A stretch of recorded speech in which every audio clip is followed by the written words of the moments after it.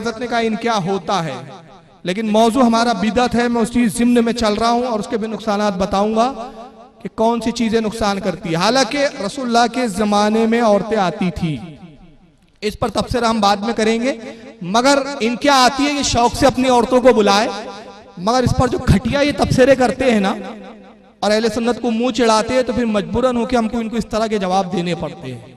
वरना हमें कोई गरज नहीं है, आप अपने मस्जिद में औरतों को बुलाओगे, हिजड़ों को बुलाओ, हमें क्या करना है। लेकिन तुम हमें छेड़ते हो इसलिए जवाब देना पड़ता है। आइए कैसा छेड़ रहा है देखो, और अभी इसको पकड़े तो रहो, हवा निकल गई थी इसकी पट्टे की। अभी अब कहाँ निकली मैं बाद में बताऊंगा, इसको सुन ले पहले आप। बहनों, उन्हीं मौलवियों को देवता समझो, हाय हाय जो बोलते नहीं है तुम्हारे बारे में, तुम्हारे बारे में। औरत का मस्जिद में जाना मना, क्यों? फितने का जमाना है। और ये लिपस्टिक लगा लगा के बाबा को दिखाने जाए, जायज है साहब, ये जायज है। बाबा हाजिर है, देखते भी हैं, मना भी नहीं करते हैं। हाय हाय हाय, डॉक्टर के यहाँ औरत जाए तो जायज है। जंगलों में, बिहार और बंगाल में आओ, जहाँ खेतों में लेडीने नहीं होती हैं, वहां औरतें जंगलों में जाती हैं। बोली साहब जायज? हाँ, पर्दे के साथ जायज है। डॉक्टर को दिखाने जा सकती है? हाँ जायज है। अच्छा, नानी के यहाँ से दावत आए तो बीवी जा सकती है? नहीं, हाँ पर्दे के साथ जा सकती है। पर्दे के साथ कपड़ा खरीद सकती? हाँ खरीद सकती। पर्दे के साथ सारे काम जायज हैं। औरत मस्जिद में पर्दे के साथ नमाज पढ़ सकती? नहीं नहीं, फितने का जमाना है। बाजार में जहां शैतान सबसे ज्यादा है, वहां तो जा सकती है पर्दे के साथ, लेकिन मस्जिद जहां अजान होती है तो शैतान हवा खारिज करते हुए भागता है, वहां औरत नहीं जा सकती है। फितने का जमाना है।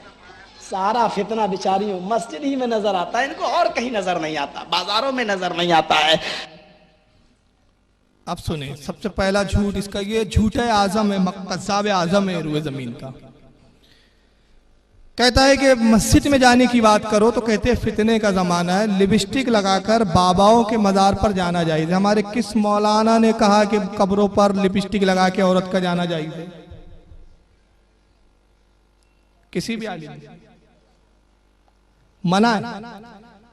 बल्कि आला हजरत ने तो क्या फरमाया पता है? एक रिसाला लिखा पूरा इस पे, जमालुन नूर ली नहीं अन निसा ज़ियारतिल क़ुबूर। पूछा गया कि कब्रों पे औरतों का जाना कैसे है? फरमाया अजीज, ये ना पूछ के जाना कैसे है, ये पूछ कितना बड़ा गुनाह है। औरत जब घर से निकलती है कब्रों की जियारत के लिए, शयातीन उसको घेर लेते हैं। साहिब मजार के पास जाती है, लानत, साहिब मजार लानतें भेजता है। घर आती है, लानतों के साथ होती है। पूरा रिसाला लिखकर साबित किया कि औरतों का मज़ारात औलिया पर जाना जायज़ है। हमारे उलमा ने तो कहा नहीं। बाज उलमा अगर जवाज के कायल है पर्दे वगैरह के साथ, तो वो भी ये नहीं कहते कि लिपस्टिक लगा के और सज धज कर जाए, ये उसका झूठ और तोहमत है। और उसके बाद कहता है बाबा देख रहे हैं, हाजिर है, मना नहीं करते। इसका जवाब मैं बाद में दूंगा। यानी यहाँ बुजुर्गों का मजाक उड़ा रहा है कि बुजुर्गों को अगर इख्तियार है तो मना क्यों नहीं करते कि भाई इस तरह मत आओ। फिर दलील क्या दी? यूपी और बिहार में औरतें जाती है कज़ाए हाजत के लिए, पाखाना पेशाब के लिए। मौलवी साहब क्यों जायज है? जायज है, ये मजबूरी है। हालांकि शरीयत इससे भी मना करती है, औरतों को पर्दे का हर एतबार से लिहाज करना चाहिए। अगर उसमें बेपर्दगी होती है तो वहां भी नाजायज और हराम का हुक्म आएगा। अगर बेपर्दगी होती है तो कोई देखता है, अंदेशा कोई देख ले ये, तो वो भी वहां वो भी नाजायज होगा। हुक्म होगा कि उसके लिए एहतमाम किया जाए, एहतमाम रखा जाए। मगर अगर वो बिलफर जाती भी है तो ये मजबूरी है। बाजार जाती है जरूरियात के लिए, मजबूरी है। मस्जिद में आना कौन सी मजबूरी है? मजबूरी नहीं है। एक चीज अब उस पर बड़ी उसने अजीब दलील दी, कहा कि मस्जिद में तो शैतान अजान की आवाज से भाग जाता है। वो मस्जिद का नहीं है जनाब, वो हदीस, वो आम हदीस है कि जब अजान होती है तो शैतान भाग जाता है और अजान के बाद फिर दोबारा आ जाता है, मस्जिद में भी आ जाता है। और अगर ना आता तो इस हदीस का क्या मतलब? अल्लाह के नबी ने फरमाया जब तुम सफे कायम करो तो अपने बाजू वाले से कांधा मिला के रखो कि शैतान तुम्हारी सफों में खलल वाक़े करता है, वसवसे पैदा करता है। तो मतलब शैतान मस्जिद में भी होता है। अब इसके कहने के मुताबिक नहीं, अजान होती है तो मस्जिद से ही भाग जाता है। चलो ठीक है, शैतान तो भाग जाता है, लेकिन तुझ जैसे इब्लिस तो होते हैं वहां, उनसे तो डर है ना। उस शैतान से डरनी है जितना तुझसे डर है।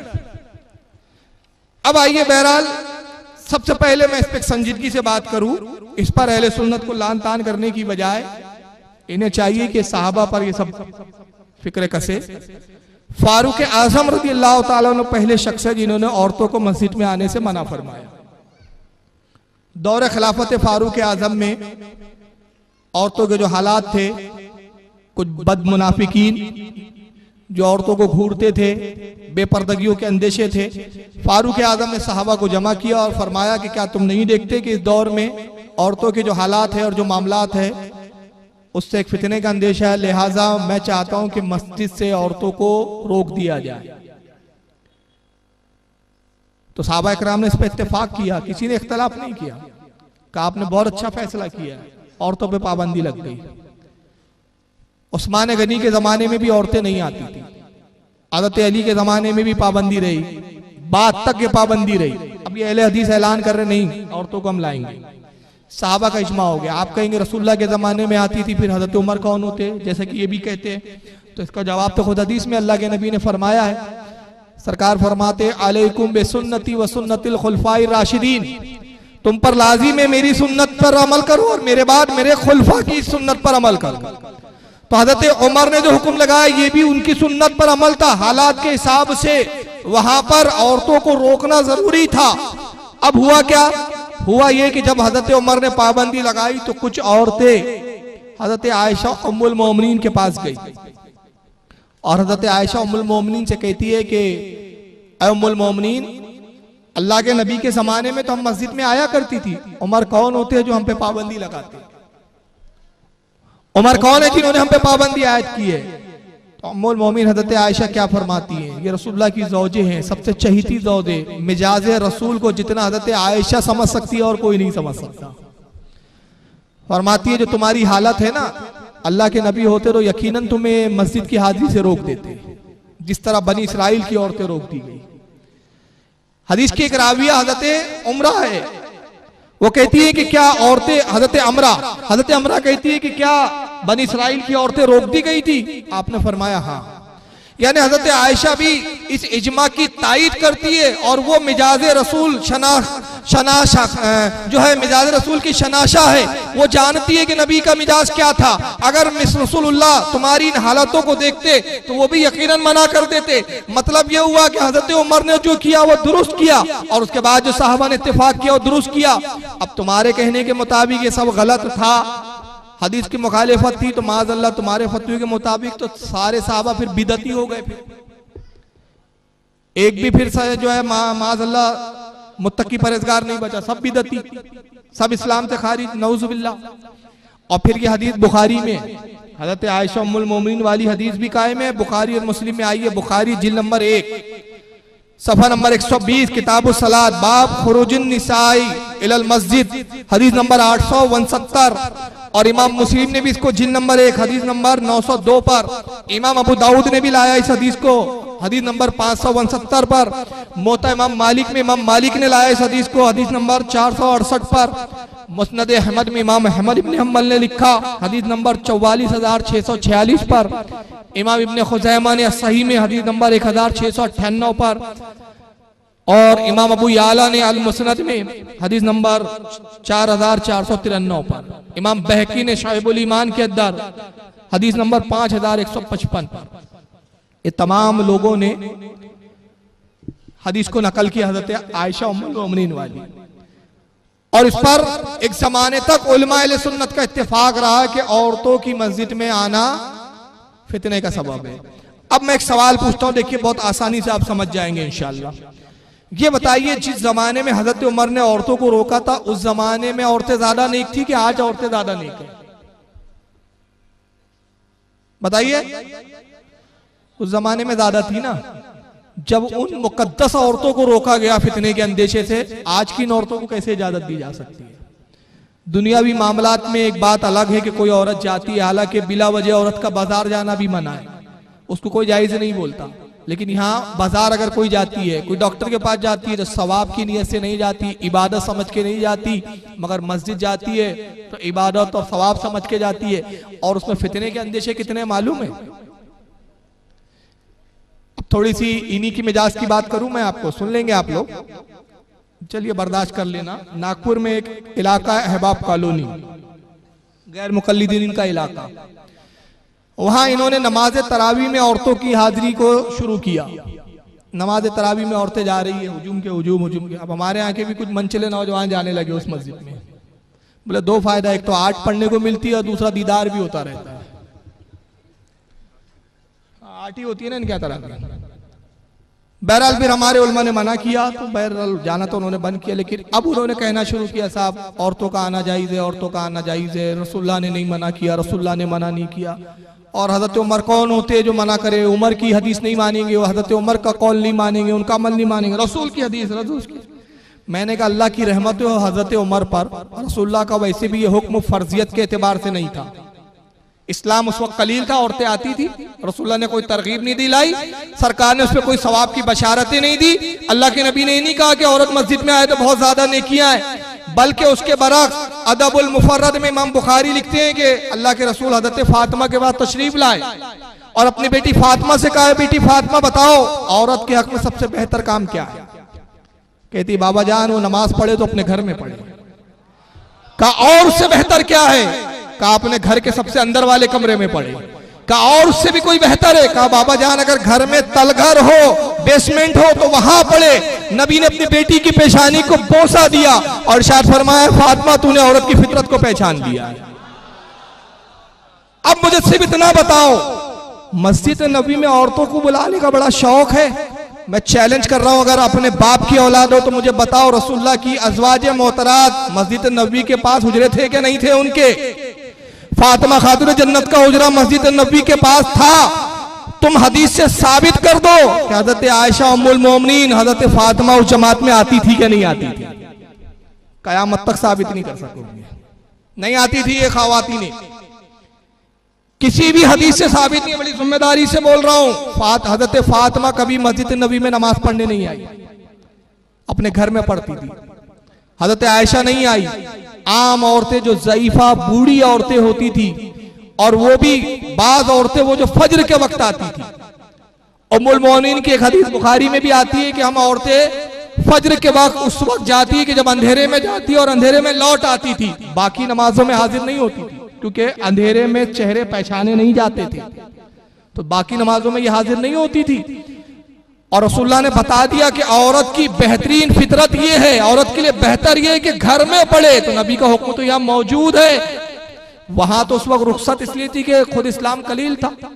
अब मैंने कहा तुम इजाजत देते हो तो हजरत उमर की करोड़ों कब्र पर बरकतें हो, अल्लाह की उन पर रहमतें नाजिल हो कि उन्होंने औरत के इस मखसूस मामले को मखसूस रख दिया। अगर वो पाबंदी ना लगाते तो आज नतीजा क्या होता? वो वहां के एक मौलाना साहब थे, मैंने उनका नाम लिया, उनकी बीवी की इज्जत खुद खतरे में पड़ जाती।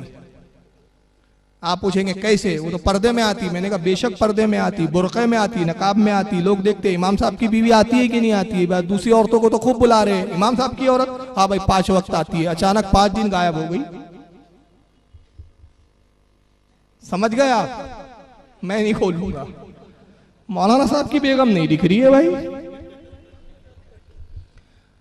और आजकल अपॉइंटमेंट चौपाटी पे होते हैं, थिएटर में होते हैं। नतीजा क्या होता है? अहले हदीस की खबीसा निकलती, कहती जोहर में मिलना ना, फुला मस्जिद में, काले पत्थर वाली मस्जिद में, काला पानी की मस्जिद में, वहां मिलना जोहर में। अब मगरिब में आइए ना वहां पे।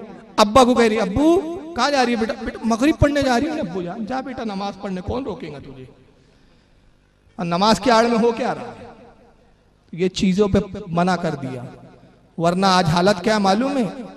इतना उलमा अहले सुन्नत मना कर रहे, तुम्हारी बातों पे अगर अमल करे तो नतीजा क्या होगा? आइए एक नतीजा बता रहा हूं कि इन लोगों ने औरतों को मस्जिद में आने की इजाजत दी, औरतों की इजाजत की बात की, नतीजा ये हुआ कि अब औरतें इमामत की भी हकदार बन के खड़े हो गई। आइए देखिए ये वीडियो। ये आपको मालूम होगा, वीडियो नश्र भी हुआ था, टीवी पे खूब तहलका मचा था। इस औरत ने धूम मचा दी कि औरत को जब इस्लाम में बराबरी का हक है तो औरत इमामत क्यों नहीं कर सकती? वो अजान भी दे रही है, नमाज भी पढ़ रही है। बताइए जब इतनी हसीन और जमील इमाम हो तो कौन नमाज पढ़ने नहीं जाएगा? देखते Raheel Reza, who led the backyard prayer, is here today as well. She does the traditional call to prayer, something else that women देखिए यहाँ रोक रहा हूं, वो अजान दे रही है। तारीख में रसूलुल्लाह के जमाने में किसी औरत ने अजान दिया है? तो मैं जर्जिस की कॉल के मुताबिक तो ये भी कहना चाहिए, कहने वाला ये भी कह सकता है औरत पखाने के लिए जा सकती है, औरत बाजार जा सकती है, औरत गुफ्तगू कर सकती है, औरत लोगों से मिल सकती है, दवाखाना जा सकती है, दावत में जा सकती है, औरत अजान क्यों नहीं दे सकती? तो एक काम करो, जब तुम नमाज पढ़ाने मस्जिद में बुला रहे हो तो एक आध मस्जिद ऐसी भी तो बनाओ जहां इमाम और मुअज्जिन औरत ही रख दो। देखो फिर कितनी भीड़ हो जाएगी वहां पर। don't normally do.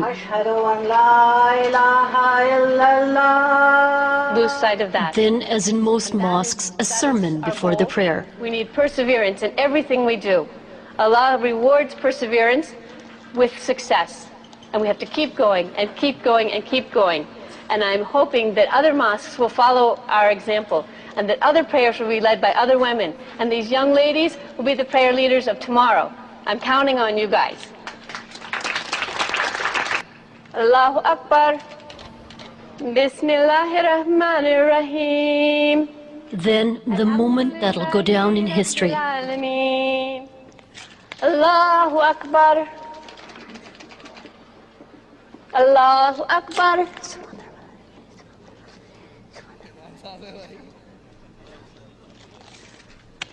अच्छा, नियत क्या बांधना है? पीछे इस इमाम की कि पीछे इस हसीना की? Allahu Akbar.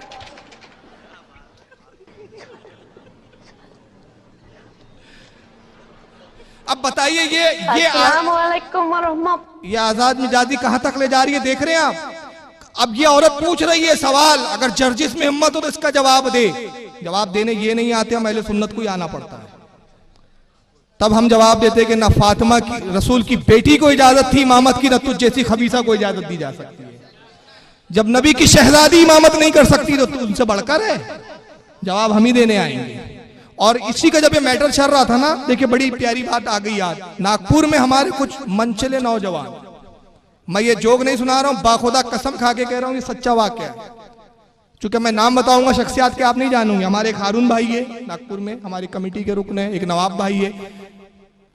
ये ग्रुप से बहस चल रही है इनकी, और वो ग्रुप इस औरत का फेवर कर रहा है, कह रहा है यार अगर वो इमामत करी तो क्या हर्ज है यार, जब नमाज पढ़ सकती हो तो इमामत क्यों नहीं कर सकती? अगर उसको मसाइल मालूम हो, नमाज पढ़ाना आता हो तो पढ़ा सकती है यार। अब बहस चल रही है, बेचारे मुतमईन करने की कोशिश कर रहे, लेकिन जाहिलों को मुतमईन करना इतना आसान नहीं होता। इत्तेफाक से मैं आ गया, उतनी देर में मैं गुजारा था, उन्होंने आवाज दी, अरे फारूक भाई रुकिए। अरे बड़े अच्छे मौके पे आप मिल गए भाई, क्या मामला है यार? ऐसा ऐसा मामला है। मैंने कहा भाई क्या मैटर है? उन्होंने सुनाया, बोले यार औरत नमाज पढ़ा रही तो क्या हर्ज, इतना वो बिला मचा दिए। मैंने कहा हर्ज तो नहीं है, बहरहाल फिक्र मत कीजिए, ये जुमा पढ़ाया, अगला जुमा नहीं पढ़ाएंगे। तो बोले क्यों? मैंने कहा पीरियड आ जाएंगे। तो वो फौरन उनके समझ में आ गया, अरे हाँ यार इमाम ही गायब हो जाएगा। मैंने कहा ये है वो वजह जिसकी बिना पे शरीयत ने मना किया है। तो नतीजा क्या होगा? मसाजिदों में आओगे, सबके राज खुलने शुरू हो जाएंगे। तो हज़रत उमर पर कितनी रहमतें हैं अल्लाह की, कितने मखसूस चीजों को अल्लाह हज़रत उमर ने मखसूस कर दिया है। समझ रहे हैं आप? तो हदीस दानी और होती है, हदीस पढ़ना और होता है। बहरहाल दुआ भी कर रही है। Assalamu alaikum wa rahmatullah. Oh Allah, please bless us this day. Bless us in all our efforts. अच्छा, एक चीज नहीं मार की आपने इसमें, क्योंकि तफसीरों पे ध्यान है, मर्द और औरत साथ में मिलकर नमाज पढ़ रहे हैं। Allah. और जर्जिस की दलील के मुताबिक कल ये भी मुतालबा होगा, जब शादी में मर्द और औरत बफे में एक साथ खा सकते हो तो एक साथ बाजू बाजू बैठ के नमाज क्यों नहीं पढ़ सकते? जर्जिस की दलील पर साथ में देखिए आप, दिख रहे हैं? Allahu Akbar.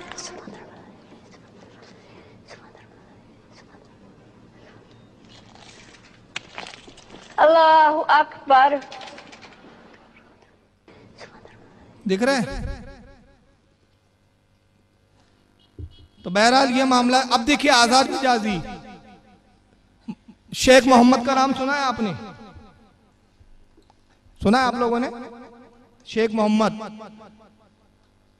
अब इंशाल्लाह इसके बाद के जो ये नए साल के अब जो प्रोग्राम आते आएंगे ना, बहुत नए नए चेहरे आपको देखने को मिलेंगे, क्योंकि बहुत दज्जाल पैदा हो गए हैं। ये शेख मोहम्मद अहले कुरान है, ये हदीस को नहीं मानता, ये सिर्फ कुरान की बात करो बोलता, हदीस तो इंसानों ने लिखी है बोलता, हम उस पर एतमाद नहीं कर सकते। जर्जी जैसे खबीसों ने इसका जवाब देना चाहिए, मगर औकात नहीं है इनकी कि इसके जवाब दे सके वो। शेख मोहम्मद इतनी आजादी देता है, कहता औरत को तो नकाब और बुर्का पहनने की जरूरत ही नहीं है, कुरान से साबित ही नहीं है। ये आजाद मिजाजी यहां तक ले जाती है, जरा देखें आप। जिस्मानी तौर पे औरतों को क्या खुला रखना है? मुंह, हाथ कोहनियों तक, सर खुले और पांव टखनों तक, सर खुले। अच्छा, अब ये जो है ये कुरान की आयतें यहां बता दी मैंने। अच्छा, जो मैंने पीछे जो आपसे जीनत का डिस्कस किया है उसको मैं एक लाइन में रिवाइज कर दूं कि हर औरत को, चाहे वो किसी की बीवी हो, किसी की बहन हो, किसी की बेटी हो, उसको अपनी जीनत नुमाया जो जाहिर करनी है वो है चेहरा, सर, हाथ कोहनियों तक और पांव टखने तक, हर एक को, उसमें कोई पाबंदी नहीं है। अब इसके मुताबिक तो सर भी खुले रखना है, बाल भी दिखाना है, जुल्फे भी दिखाना है। तो अब ये आजाद मिजाजी बढ़ रही है कि नहीं बढ़ रही है? आपने पहले इबादत के लिए उंगली पकड़ाई, लोगों ने पोंछा पकड़ लिया, और खुद ये क्यों चाहते हैं मस्जिद में औरतों में आए? क्योंकि ये इनके यहाँ के जो है ना, इनके यहाँ एक बिदत जो है ना बड़ी, वो खास क्या है पता है? औरतों के बड़े दिलदादा होते हैं नजदी, अपने नजदी आकाओं के लिए सब करते हैं। पापड़े जो बेले जा रहे हैं, एक एक शेख के पास 20-20 औरतें होती है, मालूम है आपको? 4 से ज्यादा होती है कईयों के पास, कई शेख है, मगर आज तक इनकी जबान नहीं खुली कि 4 से ज्यादा बीवियां रखना जायज नहीं है। मगर उसके बावजूद ये चमचा खार जो लोग हैं ना, जो इनको तलवे चाटने के लिए मिलते हैं, और सऊदीया की रियालों पे जिनके पेट पल रहे हैं, कैसी तारीफें करते। जरा पहले एक तारीफ सुन ले, फिर मैं इनका कुछ नमूने दिखाता हूं आगे। ये देख ले, पहले इसको सुन ले। मोहम्मद बिन अब्दुल वहाब रहमतुल्लाह अलैह, मोहम्मद बिन अब्दुल वहाब रहमतुल्लाह अलैह, जिन्होंने इस ममलकत सऊदिया को कुफ्र और शिर्क की गंदगियों से पाक किया, और आज अल्लाह की बरखा हो रही है, आज रहमत नाजिल हो रही है, और आज दुनिया इसकी तरफ तवज्जो से देख रही है कि अगर दुनिया के अंदर कोई अमन और शांति का मुल्क है तो एक ममलकत सऊदिया अरबिया है, जो एक फूल की तरह खुशबू बिखेर रहा है पूरी दुनिया के अंदर। और आज दुनिया इसकी तरफ तवज्जो से देख रही है कि अगर दुनिया के अंदर कोई अमन और शांति का मुल्क है तो एक ममलकत सऊदिया अरबिया है, जो एक फूल की तरह खुशबू बिखेर रहा है पूरी दुनिया के अंदर। वो अमन शांति का मुल्क क्यों है? इसलिए वो शिर्क मिट गया, इसलिए नहीं। वो क्या है, दुनिया के सबसे बड़े रंगदार से दोस्ती कर ली है उसने, सबसे बड़े बदमाश थे। देखिए, मैं एक मिसाल देता हूं आपके बंबई के मिजाज से। एक बस्ती में एक भाई आता है और हफ्ता वसूली करता है, सबसे पैसे लेता है। आपने क्या किया, भाई से इतनी गहरी दोस्ती कर ली कि पूछिए मत, सबसे गहरा दोस्त बना लिया आपने उसको। अब वो सबको सताएगा लेकिन आपको नहीं सताएगा। सब कुछ अरे क्या बात है यार, भाई सबको दादागिरी से बात करता है, गाली से बात करता है, तो उससे बड़े अच्छे से बात करता है। अरे यार, अपना दोस्ताना है ना भाई से। तो जब भाई को कोई दोस्त बना लेता तो भाई का खतरा टल जाता है। इसने जो दुनिया का सबसे बड़ा भाई है ना अमेरिका, उससे दोस्ती कर ली है, तो इसलिए अमन शांति का है। आइए जरा देखें। बहरहाल सऊदी अरबिया, ममलकत सऊदी अरबिया शिर्क से पाक है, कुफ्र से पाक है, और पूरी दुनिया में फूल की तरह, महराज रब्बानी के बकौल फूल की तरह पाक और खिला हुआ नजर आ रहा है। आइए देखिए कैसा खिला हुआ है। Pivotal country, so a lavish welcome for the man who controls nearly half the world's oil reserves. The Queen. अब आप बोलेंगे ये क्यों दिखा रहे हो, इससे तो मेरा कुछ कंसर्ट जम रहा है ना, मेरा जम रहा है भाई। जर्जिस के कहने के मुताबिक उसने हम पर इल्जाम लगाया कि बाबा की दरगाह पे लिपस्टिक लगा के औरत का जाना जायज है, यानी हमारे मौलवी कहते हैं। लेकिन अब मैं जर्जिस से कह रहा हूं, मुतालबा है मेरा, ये क्लिप उस तक जाएंगी इंशाअल्लाह, नहीं जाएंगी तो हम खुद पहुंचवाएंगे। हाँ, अभी तो पहुंचवाए थे। बहरहाल तो अब वो जाएंगी, तो मैं से मुतालबा मेरा ये है कि हमारे उलमा साफ, मैं इन उलमा की सरपरस्ती में इनकी जानिब से इजमाई तौर पर ऐलान कर रहा हूं कि दरगाह पर लिपस्टिक लगा के औरत का जाना नाजायज और हराम। हजरत आप तायद करते हैं मेरी? ये सब तायद में मेरे, ये जिम्मेदार स्टेज, जिम्मेदार उलमा मेरी इस बात की तायीद में है कि मसलक के आला हजरत की रोशनी में आला हजरत के फतवे के मुताबिक औरतों का बगैर सजे सवरे भी जाना जायज नहीं, लिपस्टिक लगा के जाना तो और ना जायज है, और बड़ा गुनाह। ठीक है, हमने तो बरत का इजहार कर दिया और उन अपने सुन्नी भाइयों से भी हम अपील करेंगे कि खुदा के वास्ते अपने उलमा की बात और अपने मजहब और शरीयत के कौल को माने और शरीयत के मुताबिक अपनी औरतों को कब्रों पे ले जाने और खुद ले जाने से बचे। मगर जर्जिस से मेरा गुजारिश है कि अगर हिम्मत हो तो आपके जो खादिमुल हरमैन शरीफैन औरतों से हाथ मिला रहे हैं, औरतों से जो बेतकल्लुफियां हैं, आपके शेख हजरात जो एक्ट्रेस के साथ है और अय्याशियां जो कर रहे हैं, ये किस खाते में, जरा इनका नाम बनाम इनका भी रद्द करके बता दो। Greeted King Abdullah, a man the Saudis call humble and ungrateful.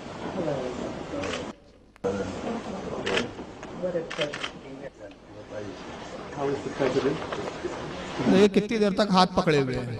He is well. Thank you.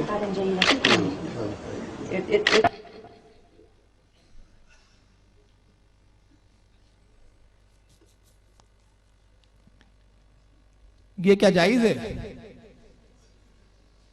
एक दो नहीं है भाई, गिन नहीं सकोगे आप, कुछ तो कैमरे में ही नहीं आई है। ये कौन सी सुन्नत है? ये तौसीफुर रहमान का कौल याद है? एक हाथ में हमारे क्या है? कुरान। दूसरा, माफ करना, आपके बाबाओं के हाथ में कुरान नहीं है, लड़कियां हैं, मोहतरमाएं।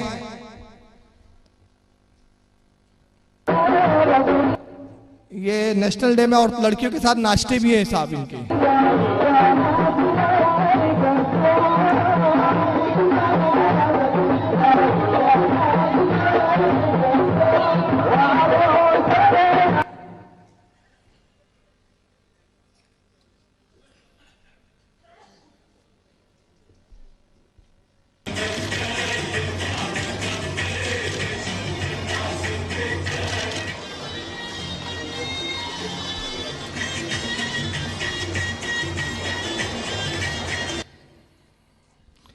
ये शहजादे अल वलीद नाम है इनका। हाँ, ये देखिए एक्ट्रेस के साथ सब, ये इस पर कोई तबसरे नहीं है इनके। अब ये दिखाऊं कि नहीं दिखाऊं? पिछले बार भी इंतहाई माजरत के साथ आई थी एक वीडियो, देख ले।